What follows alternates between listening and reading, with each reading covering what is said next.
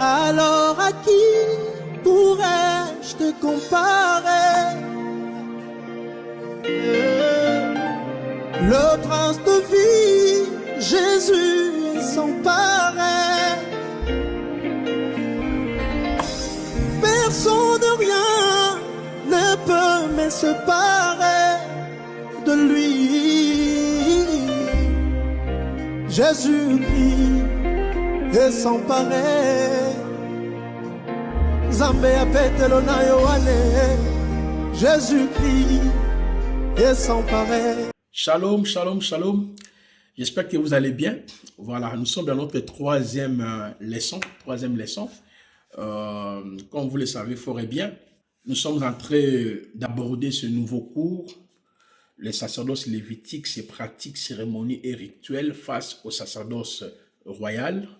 Je vous ai dit que c'est un cours qui a 5 chapitres.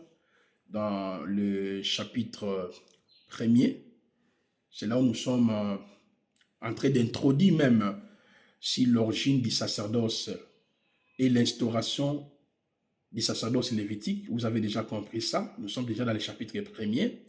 Et le chapitre deuxième, le défaut du sacerdoce lévitique et son changement par la mort de Yehoshua sur la croix. Nous sommes en train déjà d'arriver, c'est le chapitre deuxième. Et on verra dans le chapitre troisième, la première alliance et la prêtrise aaronique, image et l'ombre des choses célestes. Le chapitre quatrième, la consécration est-elle d'actualité dans la nouvelle alliance et dans la prêtrise royale. Et le chapitre cinquième, cérémonie de consécration d'Aaron et ses fils, modèle, type de caractère ministériel. N'oublions jamais, ce cours est tiré de mon ouvrage qui porte le même titre. Alors, nous allons rapidement remercier Elohim et continuer notre étude sur les sacerdoces lévitiques. Prions. Père, merci pour ces moments glorieux que tu nous as accordés avec tes serviteurs et tes servantes dans l'Institut biblique de Kinshasa, IBK, où nous sommes en train de repérer des choses nouvelles et à travers ces bons cours sur le sacerdoce. Bénis-nous, révèle-nous, guide-nous à ton nom glorieux notre Adonai Yehoshua. Amen. Alors, nous allons continuer. Je vous ai dit, il y a 5 points qui sont importants que nous sommes en train d'aborder. Je parlais ici de l'origine du sacerdoce lévitique dans la première leçon. Deuxième leçon, on s'est arrêté sur le but du sacerdoce lévitique. Le but du sacerdoce lévitique. Et nous avons essayé par la grâce de notre Elohim pour vous donner beaucoup de détails par rapport à cela. Par la grâce de notre Elohim, on va toucher le troisième point, la structure organisationnelle du sacerdoce lévitique. Parce que je vous ai dit, mes chers frères et sœurs, tous sacrificateurs étaient lévites, mais tous lévites n'étaient pas sacrificateurs. Dès le sortie des enfants d'Israël en Égypte, Yahweh avait promis au peuple, vous tous, vous serez pour moi un royaume de prêtres, c'est-à-dire un peuple qui va continuer toujours à offrir à Yahweh. Mais il va choisir une tribu de Lévi, le nom Lévi qui veut dire le coup, et en choisissant Lévi, il a choisi, n'est-ce pas, une famille, c'est la famille d'Aaron et de ses fils. Ce sont eux qui exerçaient les sacerdoces. On a compris, ils offraient les sacrifices dans le but de réconcilier le peuple avec Yahweh, de purifier le peuple, de sanctifier le peuple, de ramener le peuple à Yahweh. Pourquoi? Parce que nous tous, nous avons été égarés, privés de la gloire de Yahweh par le péché d'Adam. Là, vous avez bien assimilé le but du sacerdoce lévitique, donc l'Ancien Testament. Maintenant là, nous allons parler sur la structure organisationnelle du sacerdoce lévitique. En ce qui concerne la structure organisationnelle du sacerdoce lévitique, il y a 4 points importants pour exercer le service de la réconciliation, le service de la purification, le service d'accorder au peuple la paix, le bonheur, la joie, la miséricorde par les systèmes sacrificiels. Quelles sont ces conditions? Premièrement, tu devais être issu de la filiation aaronique. Donc, si tu n'es pas enfant d'Aaron, tu n'avais pas droit d'exercer la sacrificature. Être ici de la filiation aaronique, ça c'était la première condition. La deuxième condition, c'était la désignation par Yahweh. Tu peux être enfant d'Aaron, mais Yahweh ne vous a pas désigné à être sacrificateur. C'est pour cela on verra ça quand je vais toucher le sacerdoce royal. L'homme de Dieu, on vous a appelé par Yahweh à être apôtre, prophète, docteur. Aussitôt, vous allez placer votre fils, tu dis, il devient pasteur. Est-ce que ton fils a été désigné? Dans l'Ancien Testament, même si tu es enfant d'Aaron, à qui Yahweh avait confié la sacrificature, il fallait que vous puissiez être désigné par Yahweh. On parlera de la désignation plus tard. Et la troisième des choses, c'était le vêtement sacré. Il y avait le vêtement sacré que Yahweh avait établi. Et la quatrième des choses, c'était la consécration. C'était la consécration. La consécration. Donc, j'ai dit être ici de la filiation aaronique. Deuxièmement, la désignation par Yahweh. Troisièmement, le vêtement sacré. En quatrième lieu, la consécration. Je vais prendre chaque point et puis nous allons entrer par la grâce de notre Elohim dans les détails pour que vous puissiez vraiment être fixé. Je prends par exemple être ici de la filiation aaronique. Nous sommes dans Nombre chapitre 3, le verset 1 jusqu'au verset 24. Ce texte confirme que si vous n'êtes pas de la famille d'Aaron, vous ne pouvez pas exercer la sacrificature. Lorsque vous lisez par exemple dans Nombre chapitre 16, le verset 1er jusqu'au verset 40, on parle de Corée, Nadab, Abiram, Eliab, qui étaient des Lévites. Mais ils voulaient s'approprier de la sacrificature. Ils ont été rejetés par Yahweh. La terre a ouvert sa bouche. Ils ont été engloutis. Parce que pour exercer la sacrificature, tu devais normalement sortir de la filiation d'Aaron. C'est très important lorsque nous allons parler de la prêtrise aaronique par rapport aux apôtres, prophètes, docteurs, évangélistes et pasteurs, vous allez repérer beaucoup de choses. C'est pour cela que je vous prépare doucement pour que vous puissiez saisir la pensée globale. Alors, la deuxième condition, c'était la désignation par Yahweh. Oui, je suis prêtre. Moi aussi, Dieu m'a fait prêtre. Est-ce que Dieu vous a désigné à être apôtre, être prophète, être docteur, être évangéliste, être pasteur? On verra ça. Mais nous sommes encore dans la structure organisationnelle de la prêtrise aaronique. La désignation est un point qui était culminant. Lorsque vous lisez dans 1 Chronique chapitre 23, le verset 1er jusqu'au verset 13, le texte nous démontre comment aucune autre tribu ne pouvait, n'est-ce pas, entrer dans cette fonction.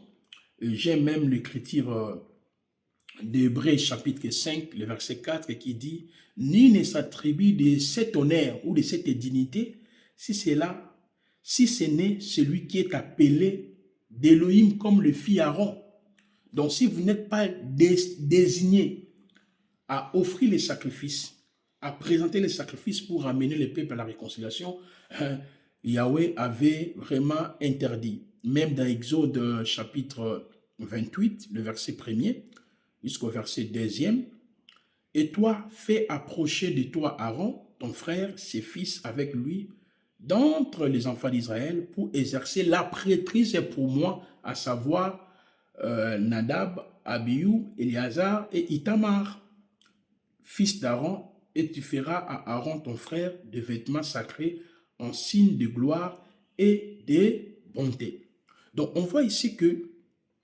tu ne pouvais pas, tu viens directement, tu dis non, moi aussi je vais être pasteur comme on voit aujourd'hui, je voulais devenir prophète, je voulais devenir évangéliste. Non. Oui, tu es ici d'Aaron, c'est-à-dire être sauvé. Nous tous sommes des sacrificateurs. Je vais aborder ça plus tard. Mais normalement, il faut que vous puissiez être désigné par Yahweh. Alors, on passe sur la troisième condition, c'était le vêtement sacré. Le vêtement sacré, écoutez-moi très bien. Je vous ai dit ici, aujourd'hui, vous voyez vous-même, lors de l'ordination, la consécration, il y en a qui portent des talits, il y en a qui portent des robes, il y en a qui portent des chaînettes, il y en a qui portent des touches, des bagues, beaucoup de choses. Oh non, c'est l'ordination. Les modèles là, ce n'est ni les sacerdoces aaroniques, ni les sacerdoces royales. On verra ça ici.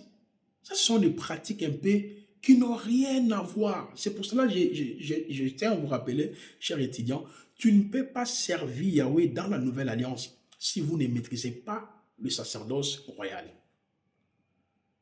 Parce que le vêtement sacré était vraiment important. Notez d'abord les passages. Et je vous inviterai même de méditer ces passages. Notez Exode chapitre 28. Exode chapitre 28, le verset 1er, lisez jusqu'à la fin. Lisez aussi Exode chapitre 29, depuis le verset 1er, lisez jusqu'à la fin. Je dis Exode chapitre 28, depuis le verset 1er jusqu'à la fin.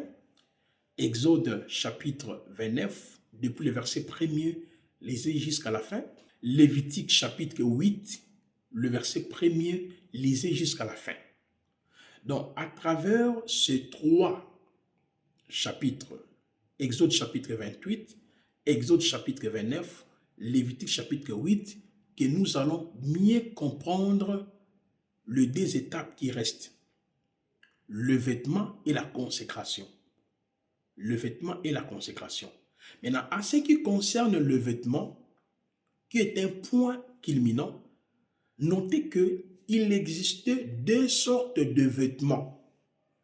Il y avait la tenue vestimentaire du souverain sacrificateur, ainsi que la tenue vestimentaire de ses enfants. Dans ces trois passages que je viens de vous donner, il y a tous les détails. Par exemple, dans le vêtement du souverain sacrificateur, il y a 5 parties qui sont importantes, que nous allons pouvoir le décortiquer par la grâce d'Élohim lorsque nous allons toucher les sacerdoces royales. Il y avait la tiare, il y avait le faute, il y avait les pectorales du jugement, il y avait la robe de l'éphod, il y avait la tunique, il y avait les caleçons pour couvrir sa nudité. Mais aujourd'hui, regardez les vêtements que les pasteurs sont en train de s'habiller lors de l'ordination, la consécration. Tout cela, c'est la comédie. Parce qu'ils n'ont même pas compris. Ce ne sont même pas les vêtements selon les sacerdoces aaroniques. Lorsque nous allons décortiquer les vêtements, vous allez saisir bien des choses. Donc, vous voyez, il y avait la tiare, l'éphod, le pectoral du jugement, la robe de l'éphod, la tunique, les caleçons pour ouvrir sa dignité. Là, c'était la tenue du souverain sacrificateur. Ses enfants ne portaient pas cette tenue. C'est le seul des souverains sacrificateurs qui portait cette tenue dans le but d'accomplir l'expiation, la réconciliation, la purification, de ramener le peuple à Dieu par le système sacrificiel. Aucun peuple n'avait droit de porter cette tenue vestimentaire. Mais par contre, ces enfants, les enfants du prêtre, ils avaient leur tenue. Dans leur tenue, il y a 3 éléments importants qu'on doit retenir. On va décortiquer vraiment c'est quoi la tenue du souverain sacrificateur et de ses enfants de la Nouvelle Alliance. Mais ici, je vous donne d'abord comment les choses ont été organisées avant d'aller dans l'interprétation. Il y avait la tiare, il y avait la tunique blanche, il y avait les bonnettes qu'il mettait au cou. Vous voyez la différence entre la tenue du souverain sacrificateur, le Père, et la tenue vestimentaire de ses enfants. Donc, aucun peuple n'avait droit d'imiter ces 2 tenues. C'était prohibé parce que Yahweh les avait recommandés dans le but de ramener le peuple à lui. Donc, s'ils n'ont pas ces tenues-ci, ils ne peuvent pas accomplir l'expiation, la réconciliation, la purification ou exercer n'est-ce pas, les sacerdoces. Alors, la troisième condition, la consécration. La consécration. Ça, c'était la troisième condition, la consécration. Mes chers frères et sœurs, en ce qui concerne la consécration d'Aaron et de ses fils, il y a 3 étapes essentielles que nous devons retenir. Quelles sont ces étapes? Ces étapes se retrouvent toujours dans Lévitique chapitre 8, Lévitique, n'est-ce pas, chapitre 8, Exode chapitre 28, Exode chapitre 29. Alors, quelles sont les étapes? Il y avait d'abord les éléments obligés pour la consécration d'Aaron et de ses fils. Un jeune taureau, des béliers. Vous, on vous a consacré. Où est le jeune taureau alors? Il y avait 2 béliers.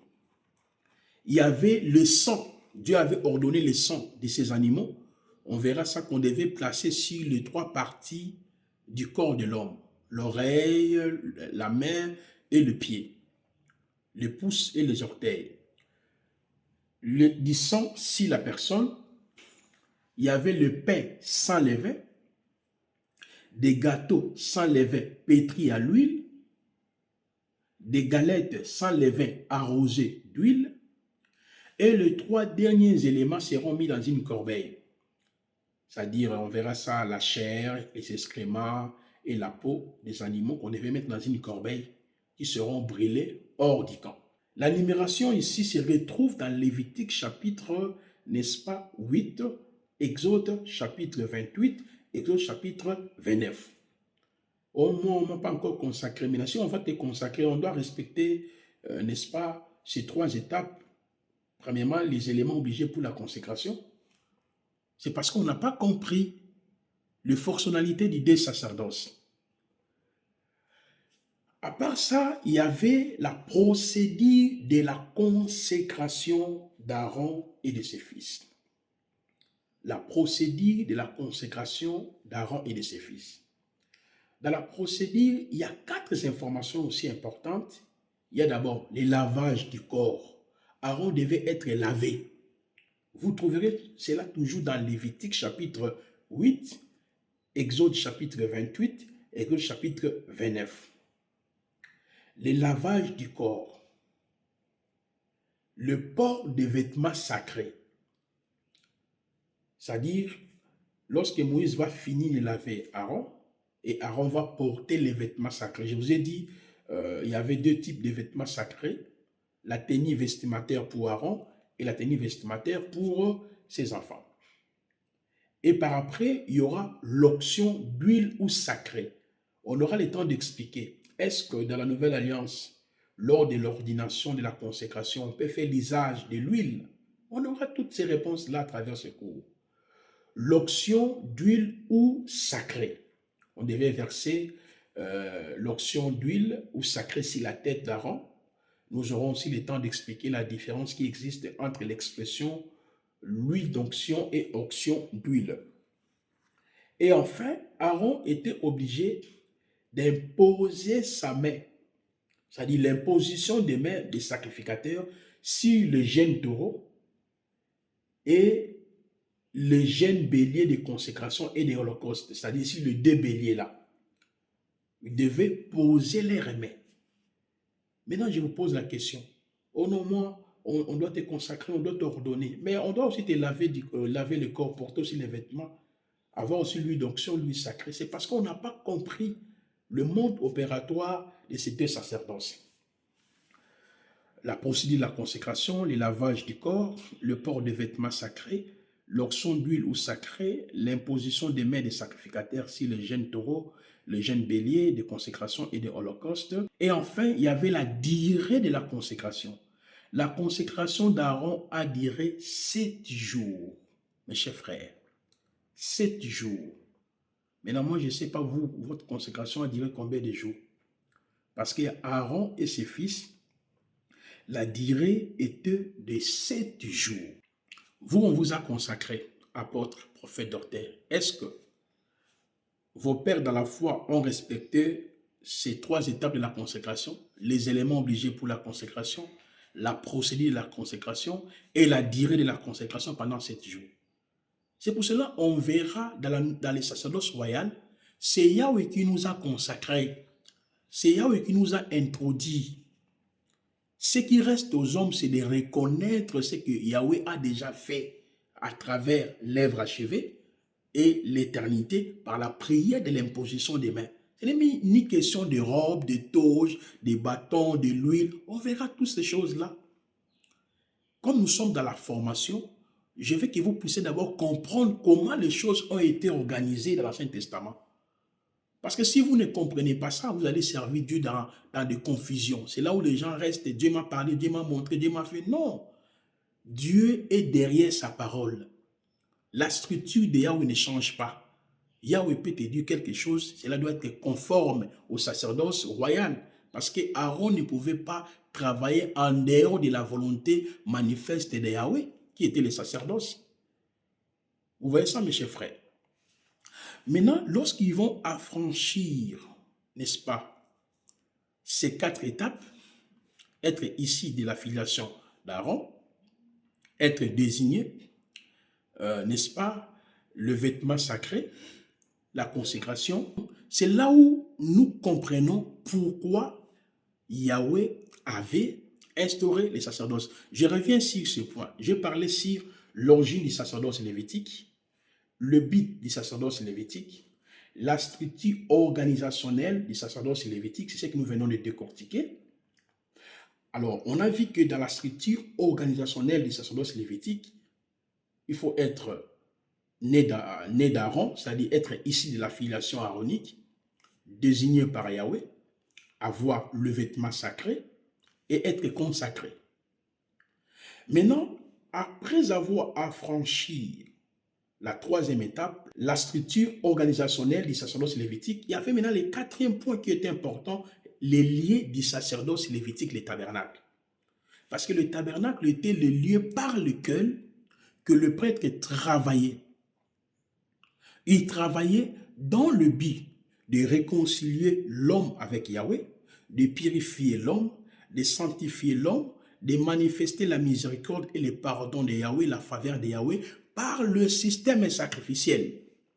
C'est pour cela qu'il y a un enseignement sur le tabernacle. J'ai écrit déjà sur le tabernacle plus de 500 pages où nous allons décortiquer les tabernacles qui était le lieu du service, le lieu par lequel la faveur, la miséricorde, le bonheur, la protection, la guérison de Yahweh était accordée par le système sacrificiel. On verra que le tabernacle avait 6 meubles. Dans le parvis, il y avait 2 meubles, l'autel de Holocauste et la cuve de rein. Dans la partie qu'on appelle le lieu saint, il y avait 3 meubles, les chandeliers, la table des pains des propositions et puis l'autel d'or. Et dans la partie qu'on appelait le lieu très saint, il y avait un seul meuble qu'on appelait l'arche de l'alliance. Dans l'intérieur, il y avait 3 objets. Le bâton d'Aaron, il y avait le 10 commandements, il y avait la manne cachée. Et le tabernacle avait 3 parties. Il y a d'abord l'enclos du tabernacle qu'on appelait le parvis, et il y a la partie qu'on appelait le lieu saint et le lieu très saint ou le saint des saints. C'est cette partie qu'on appelait les sanctuaires. Donc je ne vais pas trop entrer dans les détails sur le tabernacle parce qu'on verra ça dans les détails. Il y a partie 1, partie 2, partie 3, partie 4, partie 5 où j'ai décortiqué les tabernacles avec des détails et des précisions. Mais ici, vous comprenez que les tabernacles n'étaient que le lieu du service. Le lieu où le Seigneur pouvait manifester sa faveur, sa miséricorde, la réconciliation, la paix, à travers le système sacrificiel que nous allons décortiquer par la grâce de notre Elohim tout au long de notre cours. Et un autre point qui est important, c'était le revenu des prêtres. Le revenu des prêtres. Maintenant, le prêtre qui travaillait dans les sacerdoces lévitiques, on a compris que les sacerdoces lévitiques signifie tout simplement le service que Yahweh a confié à la tribu de Lévi, précisément à la famille d'Aaron, dans le but de réconcilier les autres tribus en lui, par les taureaux, les béliers, les pigeons, les tourterelles, des cérémonies. Maintenant, ces gens-là qui travaillaient dans les tabernacles avaient aussi droit aux revenus. Les revenus sont appelés la dîme. Et Yahweh nous fait la grâce, nous allons étudier les 4 sortes de dîmes. Vous voyez, dans les sacerdoces, il y avait par exemple la dîme d'une année, que nous allons décortiquer, la dîme de la dîme personnelle, l'homme lui-même aussi mangeait sa propre dîme. Il y avait aussi la dîme collective, c'est-à-dire l'homme était censé d'appeler les pauvres, les orphelins, le veuve et tous ces mondes-là afin de pouvoir, n'est-ce pas, manger la dîme. Et nous allons étudier tous ces détails pour que vous puissiez mieux comprendre comment les choses ont été organisées et en même temps nous allons voir dans les sacerdoces royales quels sont les revenus des pasteurs, des prophètes, des docteurs, les évangélistes. Parce que j'ai dit dès le début, dans les sacerdoces lévitiques, il y a 5 personnes qui travaillaient pour ramener le peuple à la réconciliation, à la purification dès le début. Et dans les sacerdoces royales aussi, on nous présente toujours les chiffres 5, les apôtres, les prophètes, les docteurs, les évangélistes, qui travaillent aussi pour continuer le même but de ramener le peuple à Dieu par le système sacrificiel, mais cette fois-ci c'est la croix. On aura le temps de décortiquer ça. Mais quels sont les revenus? Comment ils vivent? Et on va décortiquer tous ces moyens afin que vous puissiez avoir l'idée globale. Alors, mes chers frères et sœurs, nous arrivons déjà à la fin de notre exposé. Vous avez compris maintenant comment les choses ont été organisées dans les sacerdoces lévitiques, les conditions, les lieux du travail, les revenus. Et on a compris pourquoi Yahweh avait donné ces sacerdoces. C'était dans le but de pallier à la problématique du péché de l'homme. Comme le premier homme, Adam, avait péché, toutes les races humaines s'est détachées de Yahweh et les sacerdoces interviennent dans le souci de ramener l'homme à Yahweh. C'est pour cela que les choses ont été organisées de cette façon. Maintenant, à partir de la 4e leçon, nous allons voir pourquoi la Bible nous dit que ce sacerdoce a été remplacé. Le sacerdoce a été changé. Comment et quand? C'est ce que nous allons démontrer. Et nous allons ramener chaque point que nous avons développé ici par rapport, 1, à Yahushua HaMashiach, 2, par rapport aux apôtres, 3, par rapport à l'Église. Notez ces 3 points. Nous allons aborder les sacerdoces lévitiques. Premièrement, par rapport à Yahushua. Deuxièmement, par rapport aux Éphésiens 4, apôtres, prophètes, docteurs, évangélistes et pasteurs. Et en 3e lieu, c'est par rapport à l'Église, les enfants de Elohim. Donc, une fois que nous aurons fini cette démonstration, nous allons entrer sur le lieu du sacerdoce lévitique, qui est les tabernacles. Nous allons aussi expliquer les tabernacles par rapport à Yahushua, par rapport aux apôtres, prophètes, docteurs, évangélistes, et les tabernacles par rapport à l'église du Seigneur que nous sommes. Et nous allons expliquer les lieux du sacerdoce lévitique là, les tabernacles, par rapport à nous. Et nous allons expliquer aussi les revenus des prêtres par rapport à Yahushua, par rapport aux Éphésiens 4, apôtres, prophètes, docteurs, évangélistes, ainsi que par rapport à l'église, parce que tout chrétien aussi a droit aux revenus. Et nous allons essayer de vous expliquer ces choses afin que vous ne puissiez pas être ballotté de tout va des doctrines. Alors, continuez de lire déjà les livres où il y a beaucoup de détails et nous allons avancer à partir de la 4e leçon. Je vais expliquer maintenant les changements du sacerdoce lévitique. Pourquoi Dieu a changé ce sacerdoce, quand et comment.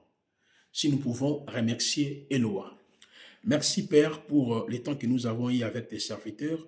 L'honneur et la gloire revient à toi, notre Adonai Yoshua, maître des temps et de l'histoire. À ton nom glorieux, notre Père. Amen. Merci, que Yahweh vous bénisse.